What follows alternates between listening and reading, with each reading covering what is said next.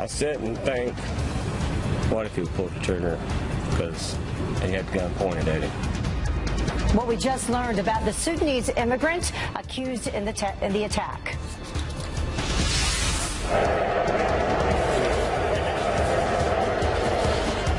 You can hear the boos. NFL fans outraged after hundreds of players disrespected the flag on game day, and the president refusing to sit on the sidelines over this controversy.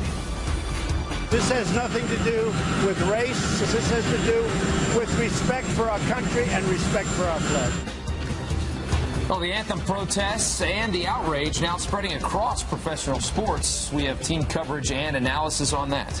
And the tougher, the better. President Trump's brand new travel restrictions taking effect overnight. The country's accused of not doing enough to block terrorists. Fox and Friends First starts right now.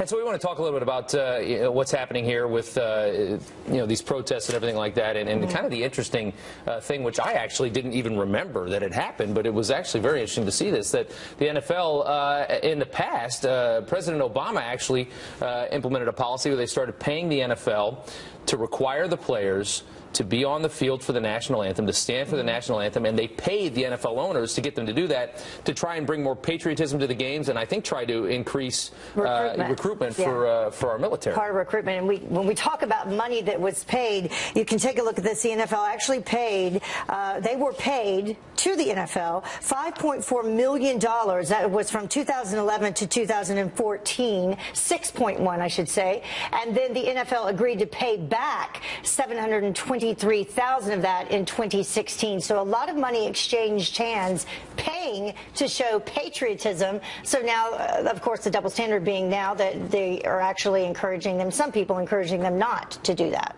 And yeah, it is very interesting, and you think about it, it's just it's bizarre all the way around, because you had a president that was, that wanted to decrease the size of the military, and for whatever reason, that same president paying the NFL to stand for the American flag and for the national anthem in order to increase recruitment for the military. That was bizarre on its own. Let's listen to Steve Mnuchin, it's our Treasury Secretary, talking about what's happening here. Let's hear his side. The NFL has all different types of rules. You can't have stickers on your helmet. You have to have your jerseys tucked in.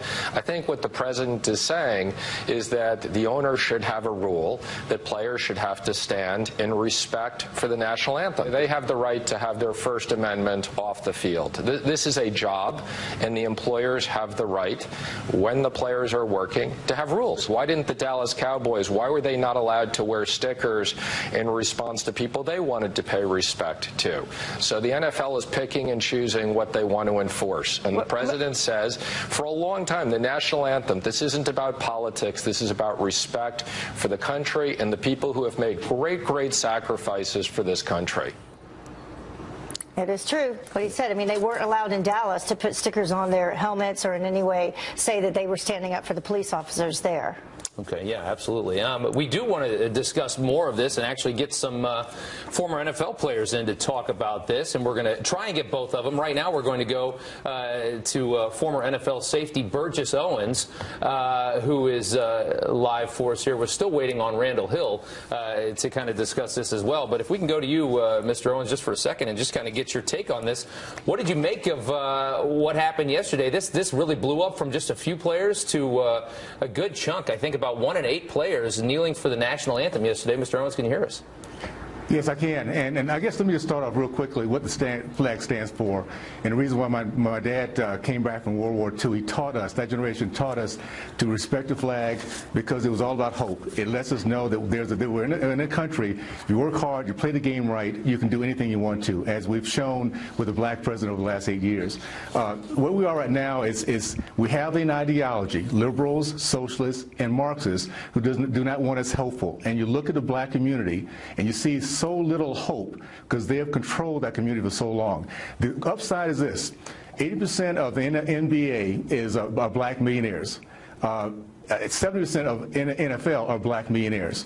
We have a bunch of black millionaires now with access to billions of dollars every year that can now take part in making sure our communities are changed. So instead of, once this is done, this year is done with, we'll see if they truly are about our communities and willing to invest and mentor, support these kids, or they're going to continue to do what they're doing in the past, do nothing. We'll see how that works out. And that is a very interesting point to make. Let's go to Randall Hill real quick. I want to get, Randall, I'm not sure how much of that you got because I know we just got you checked in, but what do you make of these protests? I understand that, you know, there are issues in this country. No country is perfect. What do you make of the venue that these players are choosing for in doing this, and the style, I guess? I mean, it's, you know, we're talking about the national anthem, the American flag.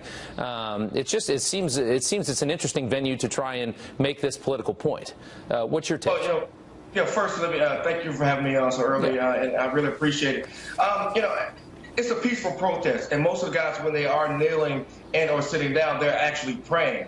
But, you know, it's something that is okay, and I'm still hearing this nonsense about, okay, well, black millionaires or millionaires. That really has nothing to do with anything. Because the simple fact is, if they have a venue where they can say what they want to say, then, you know, go ahead and say it. Now, me personally, I believe in standing for the flag. You know, as a former federal agent, you know, I believe in supporting this country, this greatest country on earth.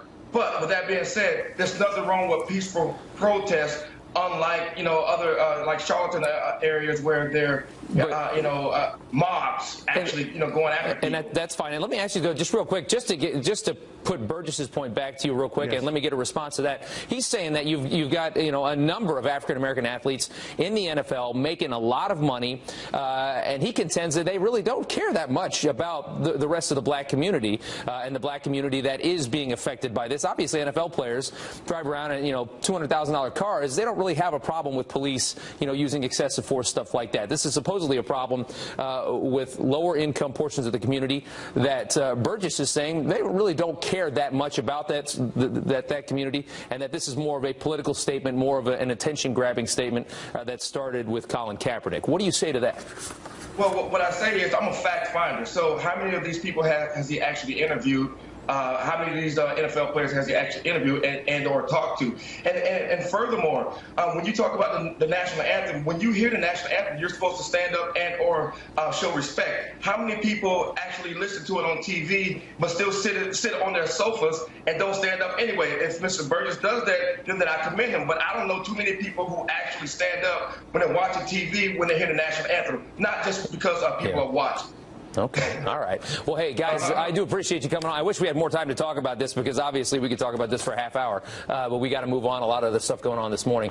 Gentlemen, thank you both very much for getting up very early this morning. All right. Thank you very much. Take care. Right. And people at home, share with us what you think. In the meantime, let's go to this Fox News alert for you, though. The FBI just launched a civil rights investigation into a deadly church shooting in Tennessee. The masked gunman opened fire just as Sunday services ended. Now an armed usher is being held as a hero for taking on that shooter. Let's get right to Jillian Neely. She is live for us outside the church in Antioch, Tennessee. Good morning, Jillian. That's right. Good morning, Heather and Rob. Police wrapped up their investigation late last night. They were out here all day yesterday, scouring the scene, looking for any details that they can to figure out the biggest question of all, why did this happen? Let's take a look at some video from the scene. This is where 39-year-old Melanie Smith was shot and killed yesterday morning around 11 o'clock as she was leaving church services at Burnett Chapel Church. 6 others were injured inside the church when this happened. Here's what we know about the shooter. He's in police custody. He is charged with murder. His name is Emmanuel Sampson. He is a 25-year-old legal U.S. resident. He moved here from Sudan in 1996. Parishioners from this church actually tell us years ago he used to come here for services, but they say they haven't seen him in years. It's been a while, and a lot of people said they didn't recognize him yesterday because he was wearing a mask. Out of this tragedy, we are already hearing a lot of stories of heroism.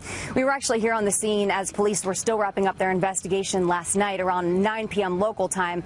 We were talking to a woman who was inside the church when this happened. She said, first of all, she said the pastor is the one who saved her life. She said the pastor immediately yelled for people to get out, to run, as soon as he saw the shooter entering the church. Now, she said he's one of the heroes. We're also hearing about another hero, as you guys mentioned, the usher, 22-year-old Robert Engel. We're told he had an altercation with the gunman inside the church. That's when shots went off. Robert Engel actually ran to his car, got his gun, and kept the gunman under control there until police got to the scene. Now, a lot of people said those two people saved all of their lives. If it weren't for them, this would have been an entirely different outcome. There was a 10-year-old boy who was in the church when this happened. He could not contain his emotions. Listen. Just heard like 3 gunshots, and the little girl shut the door, and I heard somebody say, "Get down." When I realized they were alive, I just started like pouring out crying. And that's like, I know I'm 10 and I'm supposed to be tough, but I just couldn't hold in. No one is tough in a situation like that. The woman we were talking to last night, I asked her directly, I said, did you know what was going on right away? And she said, look, she said, you know the difference between gunfire and fireworks. She said a lot of people get that confused, but when it happens, you know it, guys. Yeah. No 10-year-old should be expected to be that tough. I mean, come on. And what an interesting debate this is going to make for gun rights is that the very interesting thing, what would have happened if that usher hadn't gone to his car and had a gun? What would this scene have looked like then? So that'll, I think, refire that debate over whether or not people should be able to the right to carry arms. And it was registered. He did have it. It was registered. All right, Jillian, thanks so much. We appreciate it. Well, the time now is 12 minutes after the top of the hour, and Republicans sweetening the deal to win over holdouts of the plan to repeal and replace Obamacare. Congressman Louis Gohmert is live with us next to weigh in.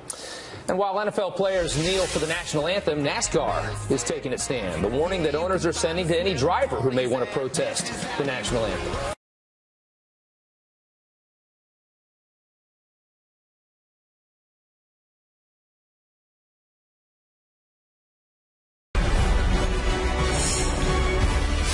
President Trump signing off on some major updates to his original travel ban, which expired over the weekend. And one of the biggest adjustments, the addition of North Korea, Venezuela, and Chad to the list of travel restrictions. And joining me now to react, Texas Congressman and member of the House Judiciary Committee, Louis Gohmert. Thank you so much for joining us in person this morning. Thank you. It's great to have you here. Thank you. So the differences with the travel ban now, we've added 3 countries to it, North Korea, Venezuela, and Chad. And what are the impacts of the changes that are being made? Well, mainly the biggest impact is they've added the reasoning to satisfy the unconstitutionally acting Supreme Court and federal courts by delineating why it is that these countries are not going to be allowed to bring refugees in. And why is that? The biggest thing is they're not giving us adequate information in order to know whether or not they're coming in to harm us or not. We don't know whether they're criminals in the country. We don't know if they are violent, have a history of violence. And as has been said before, and now is articulated very nicely within the order, these are countries where they, in a number of cases, they don't have the information to give us. So they don't have the ability to do their own vetting that would meet our standards. That's right. And as FBI has said before, look, with Iraq, we had all kinds of information. We even had fingerprints. We had all of the government's criminal records. So we knew pretty well for ourselves whether or not somebody was coming in that was a threat. With regard to Syria, heavens, ISIS has taken over government printing office before. They can print out their own passports and make them look legitimate because they are. Yeah. But we don't have any of that information, and the FBI has said before, look, we will vet them, which means comparing the information they've submitted to what we have in our records. But the thing is, for these countries in particular, we don't have any information to compare it against. And there are 8 countries. Yeah, there are 8 countries now. We mentioned 8. North Korea, Chad, Venezuela, also Iran, Libya, Somalia, Syria, and Yemen, all included. Exactly. So and Chad is one of those. They're just not giving us enough information. So if they were able to change some of that, then some of this could change.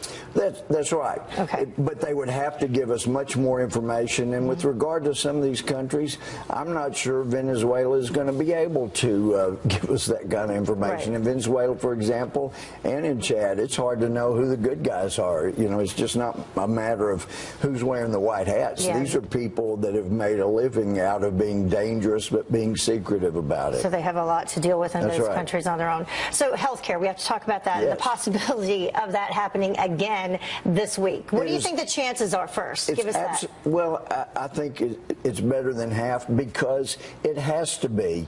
And, you know, God bless John McCain. You know, we know that the biggest inhibitor of overcoming cancer is stress. Let him be recalled and go back to Arizona and deal successfully with overcoming the cancer so that we can get good health care for the rest of the country. What I found interesting with John McCain, he said that he would back it if the governor of Arizona backed it, correct? And Well, is in the other governor of words, Arizona, he is in favor of it now, right? That's my understanding. But John McCain basically, by doing that, was saying, look, I'm going to let my decision be made by someone else, hoping that they would not They would the agree Trump- with him. But when he says he would like more bipartisanship, so would we. Right. But they passed Obamacare without a single Republican vote. Henry Waxman said, we don't want your support. We don't need your input, so we don't care. And so it is a very, very partisan issue by the Democrats not to support any effort to undo Obamacare, any part of it, even the very harmful parts. So we would love to have Democrat support, but the problem is the Democratic Party has made it a point of saying we're not helping you with any kind of But you need repeal. Republicans at this point. You need We need all Murkowski, the you need Republicans. Collins, you need Rand Paul possibly. What we need is the Republicans to keep their word. Okay. And all of them but Susan Collins promised. I mean, I was there in Arizona with my friend Paul Gosar. I saw McCain repeatedly saying, I will repeal, I will repeal. Not Kelly Ward, I'll repeal. Well, it turns out we needed either Kelly Ward, So keep your maybe, word. and Kirkpatrick would have been better. Who knows? All right. Thank you so much for joining us. It's great to be with you, All right, Heather. we appreciate Thank you it. so much. We'll be right back. Stay with us.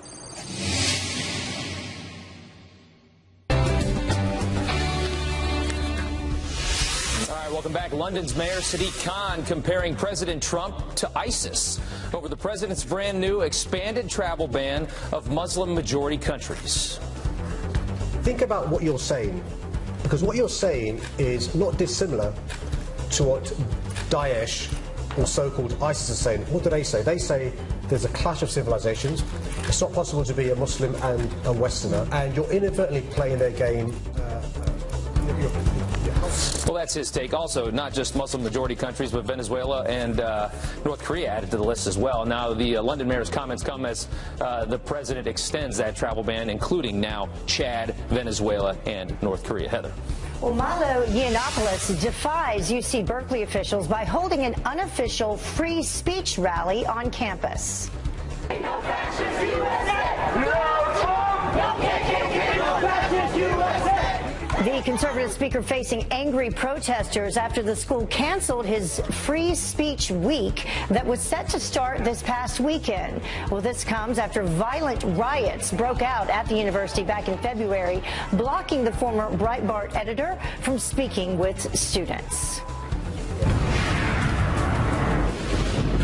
Going to the weather now, and parts of the East Coast, believe it or not, bracing for the possibility of life-threatening impacts, maybe a sideswipe from Hurricane Maria. Well, this just days after the Category 2 storm devastated Puerto Rico. Millions have been left without power and without water. Yeah, Maria could bring waves, the surge of about 7 feet, and also dangerous riptides along the East Coast. Meteorologist Adam Klotz is tracking that live in the Weather Center. How close is the storm going to get to the East Coast, Adam?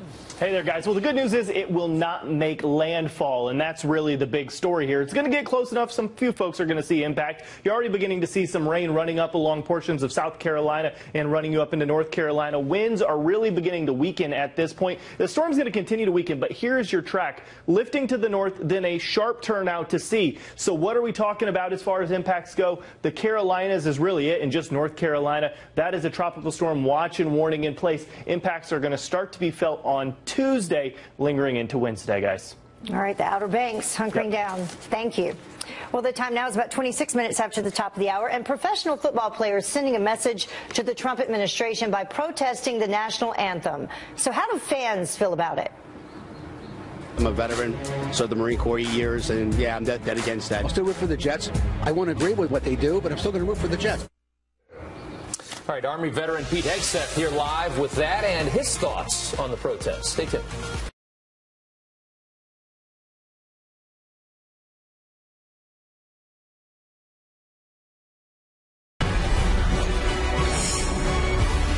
All right, well, the player protests of the national anthem outraging NFL fans across the country. More than 200 players taking a knee, raising a fist, or sitting down in response to President Trump calling for disrespectful players to be fired. Yeah, Griff Jenkins live in our nation's capital with details on what appeared to be a choose your side type of Sunday in the NFL. Griff.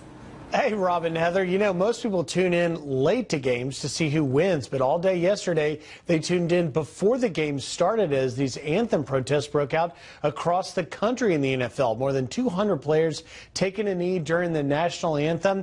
It was in response to President Trump's comments Friday night at a campaign rally in Alabama when he said that kneeling was disrespectful to the flag and calling for owners to make players stand or fire the SOBs that do so. Now, this protest started last year when former San Francisco quarterback Colin Kaepernick took a knee as a personal statement on the state of race relations and policing in America. But yesterday, President Trump made it clear this is about respect, not race. This has nothing to do with race. I've never said anything about race. This has nothing to do with race or anything else. This has to do with respect for our country and respect for our flag. When you get on your knee and you don't respect the American flag or the anthem, that's not being treated with respect. In Pittsburgh, an amazing image you see here. One player on the Steelers, Alejandro Villanueva, defying his entire team who actually stayed in the locker room in protest. Villanueva stood proudly by himself there, hand over heart. He is a former Army Ranger with 3 tours in Afghanistan and a Bronze Star. The Steelers released a statement saying our players have stayed unified and have respected the fact that they like our country. There are diverse opinions in our locker room. It is a difficult time in our country. Guys, here in Washington, by the way, the Redskins won. They stood while the Raiders sat on the bench. Hey. Hey. All right. Yeah. There you go. So Too political. All right. Standing one. Yeah, Griff, thanks so much. Well, players say that they're taking a stand by kneeling during the national anthem, but what about those who sacrificed everything for the flag? That's right. Here to discuss this, Fox and Friends weekend co-host and Army veteran, somebody very passionate about this, as we understand, Pete Hegseth. Pete, what do you think when you see about 200 players kneeling for the national anthem? Well, it's unfortunate because I don't think they appreciate the reverence that goes with that song. The song's not just about a flag and music. It's about all that goes into making possible how free people live free. And there is a sacrifice. Your ability to stand in a uniform at a game and play a sport was purchased at a price by someone who put a different uniform on with camouflage over the course of 240 years and fought against people who wanted to take away your freedom. So you have the right to protest in this country, no doubt. Pick a different forum. And when you talk to fans, they understand the right of the First Amendment, but they want it to be a different place other than our nation's anthem. Exactly. It's the venue that I think is so infuriating for a lot of people. And what about the teams that didn't come out on the field at all? Yeah, I think a big mistake. I mean, you miss an opportunity. I understand the desire to be united, but someone like Alejandro Villanueva, number 78 for the Pittsburgh Steelers, Army Ranger, 3 tours in Afghanistan, he looks at his coach and says, I'm sorry, we're a team, but I served my country on the battlefield. I'm going to walk out there and put my hand over my heart, understanding I lost brothers for and this from what I understand, his coach reprimanded him for doing that. Well, there was a subtle reprimand. I mean, and the Rooneys have a long tradition there in Pittsburgh of being great patriots and supporting their country. I think they tried to make it look like we're all together, but when you're all together in the locker room while your nation's anthem is being played, it does send the wrong message, especially in a town like Pittsburgh, a very patriotic town. You talked to some fans. You went to MetLife. We had a Giants game yesterday. What did you find? When you I went to MetLife Stadium. The Giants and the Jets and the Dolphins were playing yesterday. And we went and talked to some folks outside the stadium. This is what they had to say. if you walk into this stadium today and a good number of Jet players decided to take a knee and protest the national anthem, how would you feel about that? I would be embarrassed. I'm dead against that. I'm a veteran, served the Marine Corps 8 years, and yeah, I'm dead against that. It would be a disgrace. It's unethical for them to do that. I'll still root for the Jets. I won't agree with what they do, but I'm still going to root for the Jets. I would be disappointed if they did that. I think a nonviolent protest is absolutely the way to go. You support what President Trump said when he said, hey, you know, if these guys want to kneel for the anthem, then the owners should be firing these guys. He's fired. He's fired. Absolutely. I agree with it 150%. They're paying these guys to do a job. They're not supposed to be involved in politics. They're getting paid to do a job, and that's their job, is to play ball and do whatever the fans want them to do. President Trump maybe should get involved in the games and maybe take a hit and get a concussion and see what happens. So what would happen if you protested at your work site? What would happen to you? I'd probably get canned. I would be fired. I don't think they should get fired over it. Does it affect how you see your team when you watch folks kneeling for the anthem? Not at all, because I think that's separate from the game itself. It's the wrong avenue, because just protest is not the way to do it. You have to have an avenue to make it better. If they want to express themselves in that way, I think they have the right to, and I don't think they should be held accountable for anything. Is there a point at which, as a fan, you would step away from the team? Yes, I would. I'm sorry. It's disgusting. I have stopped watching a lot of sports and football because of what happened last year. I'm a Canadian, first of all, but I don't think that's... You have to respect the country you're in and the other people that are fighting for you. Why should you take a knee? I just don't get it. Canadians out here rallying for the United States of America. Absolutely. It's good. Canadians love it. Brother. Oh, amen. Thank you. Canada! Every good package about the Star Spangled Banner ends with the Canadian, of course. Yeah. But you have two sides. You have patriots who love their country. They also love their team, and they don't want to see that politics intermix. There's no reason to, and that was the overwhelming message that we see. What do you think we see next week? More players? You know what? It kind of depends on how the rhetoric, if it ratchets up or not. We may have reached a high water mark. Maybe, because this was the moment to do it if you're going to do it, and from here on out, if you don't have a cause that's clear or the issue doesn't push forward, who knows?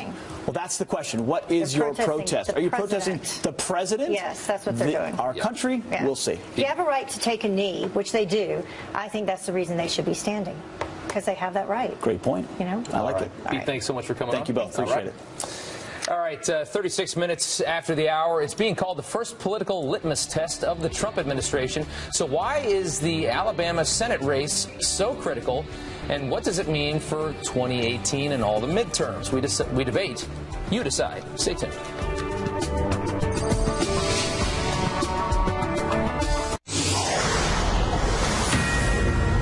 Fox News alert. The FBI just launched a civil rights investigation into a deadly church shooting in Tennessee. A masked gunman opening fire just as Sunday services ended inside that church. Now, an armed usher that was at the church is being hailed a hero for taking on the shooter. Jillian Mealy is live outside that church in Antioch, Tennessee this morning. Hey, Jillian. That's right. Good morning to you, Rob. That 22-year-old usher, his name is Robert Engel. He is being called a hero this morning. So here's what we're told happened. The gunman went inside the church. The usher, Robert Engel, got into some kind of altercation with the gunman. At that point during the altercation, the gunman was shot. Robert Engel runs out to his car, gets his gun, brings it in, holds the man at gunpoint until police arrive. Parishioners and police are calling him a hero. He's the hero. He's the person that stopped this madness, and so we're very, very, very grateful to him. People also saying the pastor saved them as well. The pastor actually shouted. He saw the gunman enter the church, yelled to people to run, to get out of the church as quickly as they could. So both of those people being called a hero this morning. 39-year-old Melanie Smith was shot and killed just outside of the church as she was leaving Sunday services around 11 o'clock yesterday morning. 6 others were injured inside that church. We do have a photo of the gunman. His name is 25-year-old. His name is Emmanuel Sampson. He is a 25-year-old legal U.S. resident. We are told he moved here from Sudan in 1996. Parishioners from the church actually tell us he used to go to Sunday services here, but they haven't seen him in years. He is in police custody and charged with murder. Heather. All right, Jillian Mealy live for us. Thank you, Jillian.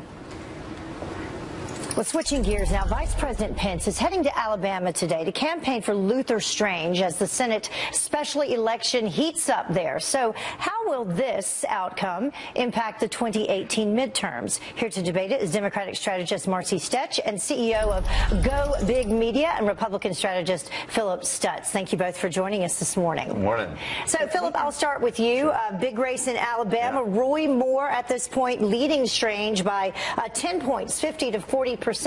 Who do you think wins? Yeah, it's going to come down to the wire. Look, I'm from Alabama. I've seen Roy Moore. I've seen this, what he's been doing for about 20, 25 years now. I kind of view him as a carnival barker in a way. And I know that Luther Strange has the endorsement of the president. The vice president, like you said, is in town today. It's going to be very, very close. Luther Strange came in second by 25,000 votes in the primary a few weeks ago. So he's got to make up some ground. It's coming down to the edge. And really, that's the reason the president stepped in and endorsed Luther, was to get him, over the top right now. Because he thinks that he can beat the Democratic candidate moving forward. So, Marcy, what do you think? How will this impact this particular race? Why is it important moving forward to the midterms?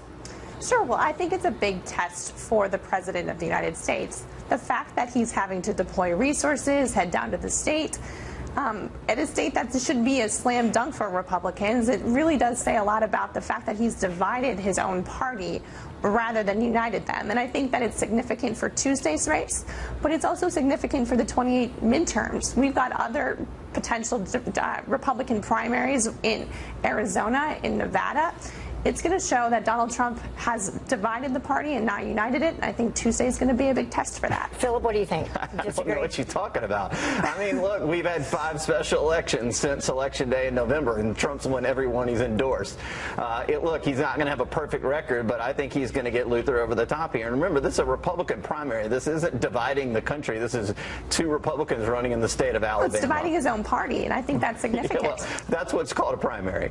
All right, so let's move on. And speaking of division and divisiveness, let's talk a little bit more about this NFL and the protests that happened this past Sunday. Over 200 NFL players took a knee. Actually, some of the people that sang the national anthem, I believe 2 different people at 2 different games, took a knee after they sang the anthem.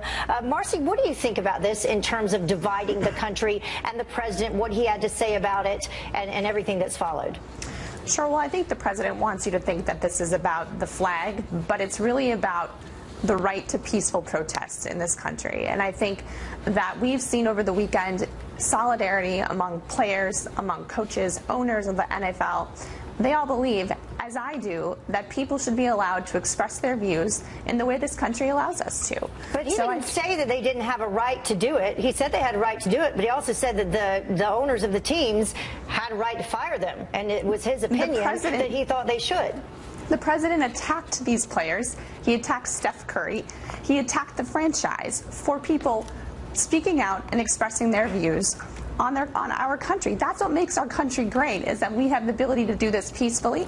They're not turning the backs on the flags. They're not burning the flag. This is an opportunity for them to express themselves using their platforms as leaders of this country and leaders in their field. And I think that this is an important moment for us to take a step back and remember that this issue is a lot bigger than us on this television right now. This started out as a protest against police violence a year ago. So I'm not sure what the protest is now, because you don't hear that anymore.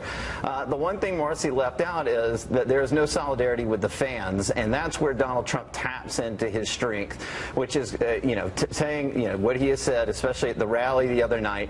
And then the fans agree with this. Look, I've seen the polling. It's unbelievable. Like, people forget that the people that support the players right now are in New York. They're in L.A. They're forgetting about flyover country. They're forgetting that people want to go to sporting events and forget about politics. And by the way, at these sporting events, it's where blacks and whites come together. It's where people from different backgrounds come together. They all cheer for one common goal, and that is their team. No one wants to talk politics or see politics on the field. That's what it is, and that's what Trump has tapped into. Yeah, it is kind of like just inching itself into everything. I mean, entertainment, sports, you just can't escape politics these days.